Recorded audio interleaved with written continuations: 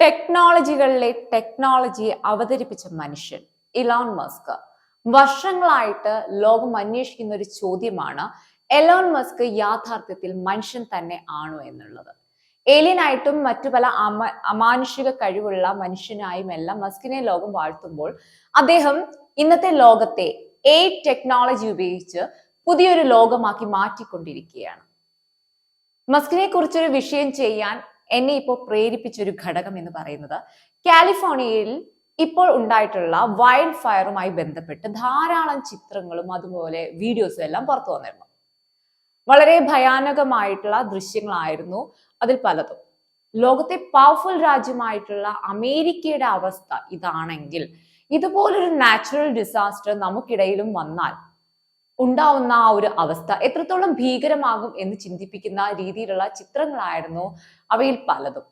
Hollywood hills കത്തുന്നു, അതുപോലെ തന്നെ കത്തിച്ചാമ്പലായിക്കൊണ്ടിരിക്കുന്ന മറ്റു പല ചിത്രങ്ങൾ, സാമൂഹ്യ മാധ്യമങ്ങൾ ഇതുമായി ബന്ധപ്പെട്ട ദൃശ്യങ്ങൾ മാത്രമാണ് ഇപ്പോൾ കാണാൻ സാധിക്കുന്നതല്ല.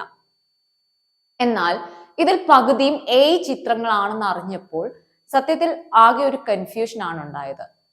യാഥാർത്ഥ്യം എന്താണ് അല്ലെങ്കിൽ ഫേക്ക് ഏതാണെന്ന് അറിയാത്തൊരു സാഹചര്യം.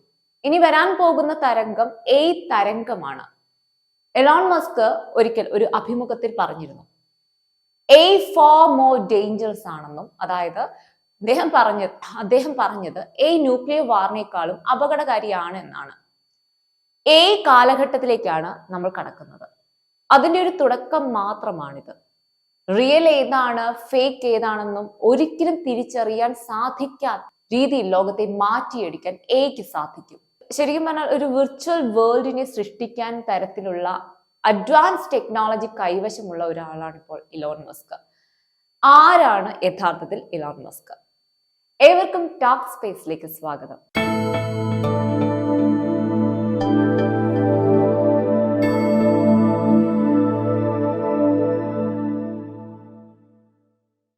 ഈ വട്ടത്തെ അമേരിക്കൻ ഇലക്ഷനിൽ ട്രംപ് മസ്കിനെ തുറുപ്പ് ചീട്ടായി കളിച്ചതിന്റെ പിറകിൽ എന്താണെന്നാ? യൂത്തിനെ കയ്യിലെടുക്കാൻ മസ്ക് മാത്രം മതി ട്രംപിന്. അതുകൊണ്ട് മാത്രമാണ് അമേരിക്കയിലെ ഭൂരിപക്ഷം ടെക്കികളും ഇതിനാൽ തന്നെ ട്രംപിനാണ് വോട്ട് ചെയ്തത്. അതും മസ്ക് ട്രംപിനൊപ്പം നിരത്തിലിറങ്ങിയതായതുകൊണ്ട്. വട്ടപൂജ്യത്തിൽ നിന്നാണ് ലോകത്തിലെ ഏറ്റവും ധനികനായിട്ടുള്ള മസ്കിന്റെ വളർച്ച. Tesla, space X, Neuralink, boring company, അങ്ങനെ ലോകത്തിലെ തന്നെ ഏറ്റവും പ്രശസ്തമായ കമ്പനികളുടെ അധിപൻ എലോൺ മസ്ക്. ഇനി ഈ ടെസ്ല എന്ന കാർ കമ്പനിയുടെ കാര്യം പ്രത്യേകം എടുത്ത് പറയുകയാണെങ്കിൽ, കാറുകളുടെ റവല്യൂഷൻ കൊണ്ടുവരാൻ പോകുന്നത് ടെസ്ലയാകും. നമുക്കറിയാം ടെസ്ല ഇന്ന് ഏറ്റവും വലിയ സൂപ്പർ കമ്പ്യൂട്ടറുകളുടെ നിർമ്മാണത്തിലാണ്. ഉടനെ തന്നെ 100 എക്സാഫ്ലോപ്പ് കപ്പാസിറ്റി ഉള്ള, അതായത് സൂപ്പർ കമ്പ്യൂട്ടറുകളുടെ 100 മടങ്ങ് പവർ ഉള്ള ടെസ്ല കാറുകൾ നിരത്തിലിറങ്ങും. അത്രയും അത്യാധുനിക സൗകര്യങ്ങളുള്ള കാറുകളാകും ടെസ്ല ഇറക്കാൻ പോകുന്നത്. ഇതിന്റെ എല്ലാം പുറകിലുള്ള ആ ഒരു തല ആ ഒരു ഒറ്റ വ്യക്തിയുടെയാണ്, ആ ഒരു മനുഷ്യന്റെയാണ്, ഇലോൺ മസ്ക് എന്ന മനുഷ്യന്റെ. ചൊവ്വയിൽ സ്വന്തമായിട്ട് കോളനി സൃഷ്ടിക്കുന്ന ഒരാൾ 2026 കൂടി ഈ യാഥാർത്ഥ്യം പുറം ലോകത്തിന് കാഴ്ചവെക്കുകയും മനുഷ്യനെ ചൊവ്വയിലേക്ക് കൊണ്ടുപോവുകയും ചെയ്യുമെന്നാണ് മസ്കിന്റെ വാദം. 1971 ജൂൺ മാസം 28 സൗത്ത് ആഫ്രിക്കയിലെ പ്രിറ്റോറിയയിൽ സൗത്ത് ആഫ്രിക്കൻ വംശജനായ എലോൺ മസ്കിന്റെയും അതുപോലെ കനേഡിയൻ മോഡൽ ആയിട്ടുള്ള മൈ മസ്കിന്റെയും മകനായിട്ടാണ് എലോൺ മസ്കിന്റെ ജനനം. കുട്ടിയായിരുന്നപ്പോൾ തന്നെ അച്ഛനും അമ്മയുടെയും വേർപാട് കാണേണ്ടി വന്ന ഒരു ബാലൻ. പിന്നീടുള്ള ജീവിതം പിതാവ് എലോൺ മസ്കിന്റെ കൂടെയായിരുന്നു. ബാല്യകാലത്ത് തന്നെ അതീവ ബുദ്ധിമാനായിരുന്നു ഇലോൺ മസ്ക്. കുട്ടിക്കാലം മുതൽ ദിവസം 10 മുതൽ 12 മണിക്കൂർ വരെ ബുക്കുകൾ വായിക്കുന്ന ഒരു സ്വഭാവ പ്രകൃതക്കാരനായിരുന്നു മസ്ക്. അതുകൊണ്ട് തന്നെ അദ്ദേഹത്തിന്റെ വളർച്ചയിൽ ഏറെ പങ്കും പുസ്തകങ്ങൾക്കുണ്ടായിരുന്നു. വായിച്ച പുസ്തകങ്ങളിൽ ഒരു പുസ്തകമായിരുന്നു കമ്പ്യൂട്ടർ കോഡിങ്ങുകളുമായിട്ട് ബന്ധപ്പെട്ടൊരു ബുക്ക്. നമുക്കറിയാം കമ്പ്യൂട്ടർ കോഡിങ്ങുകൾ എന്ന് പറയുന്നത് ഒരിക്കലും വായിച്ചു പഠിക്കുന്ന ഒരു പുസ്തകമല്ല. എന്നാൽ ഈ കുഞ്ഞു മസ്ക് അത് പഠിച്ച് തറമാക്കുകയും മസ്കിന്റെ 12ാമത്തെ വയസ്സിൽ അവൻ ബ്ലാസ്റ്റേഴ്സ് എന്ന ഒരു ഗെയിം ഡെവലപ്പ് ചെയ്യുകയും ചെയ്തു. അത്രയും ബ്രില്യന്റ് ആയിരുന്നു അന്നേ മസ്ക്. അന്ന് തന്നെ ബിസിനസ് മസ്കിന്റെ തലയിലുണ്ട്. മസ്ക് ഉണ്ടാക്കിയ ഗെയിം $500 വിൽപ്പന നടത്തുകയും ചെയ്തു. നമുക്കറിയാം, ബുദ്ധി സാമർഥ്യം കൂടുതലുള്ള കുട്ടികളുടെ കാര്യം പൊതുവെ എടുത്തു നോക്കുകയാണെങ്കിൽ ഈ അന്തർമുഖരായിട്ടുള്ള പ്രകൃതക്കാരായിരിക്കും അവർ. എലോൺ മസ്ക് വളരെ ഇൻട്രോവേർട്ട് ആയിരുന്നു. പുസ്തകങ്ങളായിരുന്നു മസ്കിന്റെ ലോകം. 17ാമത്തെ വയസ്സിൽ മസ്ക് സൗത്ത് ആഫ്രിക്ക വിടുകയാണ്. അതിനുള്ളൊരു പ്രധാന കാരണം ആ നാടും സ്കൂളും തനിക്ക് അനുയോജ്യമല്ല എന്നുള്ള തിരിച്ചറിവ്. അതിനു പുറത്താണ് മസ്ക് സൗത്ത് ആഫ്രിക്കയിൽ നിന്നും വിടുന്നത്. അതിനുശേഷം കാനഡയിലെ യൂണിവേഴ്സിറ്റി പഠനം ആരംഭിച്ചു. എന്നാൽ അവിടെയും തൃപ്തനായിരുന്നില്ല മസ്ക്. യുണൈറ്റഡ് സ്റ്റേറ്റിലെ യൂണിവേഴ്സിറ്റി ഓഫ് പെൻസിൽവാലയിൽ തുടർ വിദ്യാഭ്യാസത്തിനായിട്ട് ചേർന്നു. അവിടെ 2 ഡിഗ്രിയാണ് മസ്ക് കരസ്ഥമാക്കിയത്. ഫിസിക്സിലും അതുപോലെ എക്കണോമിക്സിലും അദ്ദേഹം ബിരുദം നേടി. അതിനുശേഷം PhD ചെയ്യാനുള്ള മോഹം മസ്കിന് ഉണ്ടായിരുന്നു. പക്ഷെ ഇനിയുള്ള തന്റെ വഴി ബിസിനസ്സിലേക്കാണെന്നുള്ള ആ ഒരു തിരിച്ചറിവ് ബിസിനസ്സിലേക്ക് അദ്ദേഹത്തെ ഇറങ്ങാൻ പ്രേരിപ്പിച്ചു. എന്നാൽ മസ്കിന്റെ ആ ഒരു തീരുമാനം പിന്നീട് ചരിത്ര നേട്ടമായി മാറുകയായിരുന്നു.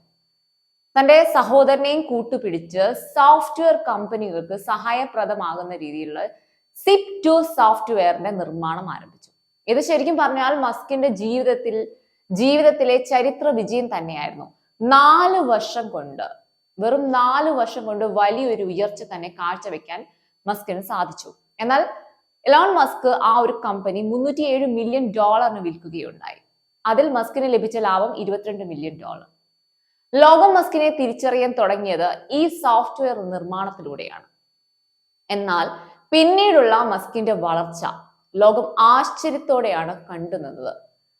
ഒരു കാര്യത്തിൽ മസ്ക് ഫോക്കസ് ചെയ്താൽ തന്റെ ലക്ഷ്യം എത്തിപ്പിടിക്കുന്നത് വരെ മസ്കിന് മറ്റൊന്നിലും ശ്രദ്ധയുണ്ടാവില്ല.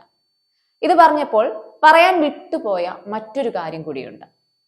കുട്ടിക്കാലത്ത് മസ്കിന്റെ ചെവിക്ക് കേൾവി ശക്തി കുറവുണ്ടെന്ന് പറഞ്ഞുകൊണ്ട് വീട്ടുകാർ ചികിത്സ നേടിയിരുന്നു. എന്നാൽ പല ടെസ്റ്റുകൾ ചെയ്തിട്ടും മസ്കിന്റെ ചെവിക്ക് യാതൊരു കുഴപ്പവും കണ്ടുപിടിക്കാൻ ഡോക്ടേഴ്സിന് സാധിച്ചില്ല.